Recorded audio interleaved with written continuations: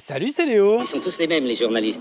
Ils vous posent toujours les mêmes questions. Ah bah ouais, ça dit quoi encore ce matin? Il faut se préparer, très jeune, presque depuis la maternelle, à réfléchir à la façon dont on se projette dans une formation et dans un métier demain.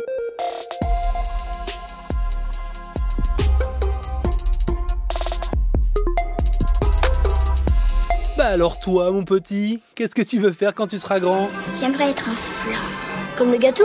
Bah évidemment, qu'est-ce que tu veux que ce soit d'autre? Il n'y en a pas 40 000 des flans. Ah ouais, c'est ce qui risque d'arriver si on demande à des enfants de 4 ans ce qu'ils veulent faire plus tard. Presque depuis la maternelle. Cette petite phrase de la ministre de l'Éducation nationale, Elisabeth Borne, a beaucoup fait réagir les parents sur les réseaux. Ma fille veut être reine des neiges. Le mien veut être pâtissier magicien. C'est quelle case dans Parcoursup?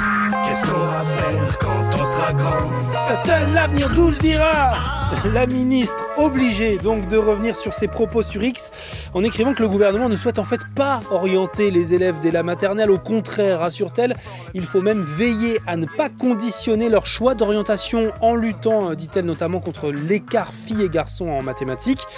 L'orientation, sujet primordial pour Elisabeth Borne. La ministre veut toujours améliorer la plateforme d'accès aux études supérieures Parcoursup, alors que cette année... On a près d'1 million de jeunes qui sont inscrits sur Parcoursup, dont 200 000 en réorientation. Je serai grand, j'aurai un travail, un salaire, dont une partie partira dans la pension alimentaire. Je sortirai des bars d'un pas mal assuré, en titubant, me demandant à quel moment tout ça foirait. Allez, j'en ai encore des propositions politiques plus inventives les unes que les autres. Je demande celle de Laurent Wauquiez. Vous prenez ces OQTF dangereux et vous les mettez face à un choix qui est très clair. Soit vous rentrez chez vous, soit vous partez à Saint-Pierre-et-Miquelon, à 4000 km de la métropole. Mais il est hors concours celui-là. Le patron des députés LR propose d'enfermer les étrangers sous obligation de quitter le territoire français à Saint-Pierre-et-Miquelon, l'archipel français situé près des côtes canadiennes. Une proposition pour choquer, mais aussi pour plaire aux militants de son parti qui se cherchent un nouveau président depuis l'exclusion d'Éric Ciotti, parti s'allier avec Marine Le Pen. Laurent Wauquiez qui cherche donc des propositions fortes face à son adversaire, le ministre de l'Intérieur déjà très à droite, Bruno Retailleau. Dans le reste de l'actu, ce mercredi 9 avril... Depuis quelque temps, je parle, mais je ne vous entends pas. Un an après ce discours au César de Judith Godrèche qui accuse 2 réalisateurs de viol, la commission d'enquête parlementaire sur les violences sexistes et sexuelles dans le milieu du cinéma, mais aussi de la mode, du spectacle vivant et de la publicité, rend son rapport aujourd'hui.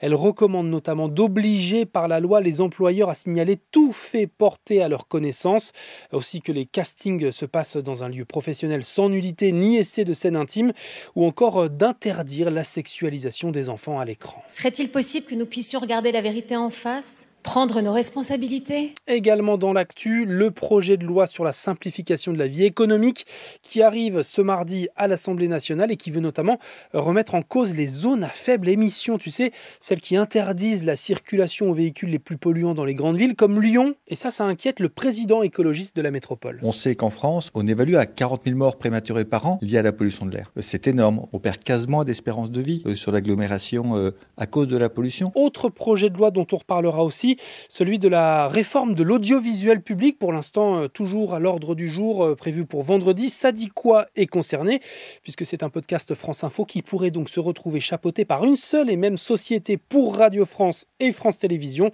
Le gouvernement veut faire des économies, les syndicats s'y opposent et appellent à la grève ces prochains jours. Bon, maintenant les coureurs du dimanche, faut qu'on parle. Si tu veux aller courir, va courir, ne préviens pas la terre entière. Tu me préviens quand tu vas courir, tu me préviens quand t'es en train de courir, tu me préviens quand t'as fini de courir. Vrai sujet, hein. Tu connais sûrement l'application de géolocalisation Strava qui te permet de visualiser ton parcours, de savoir combien de kilomètres tu as couru. Et on va pas se le cacher, de flatter ton ego en partageant les 5 kilomètres que tu cours comme moi une fois tous les 6 mois.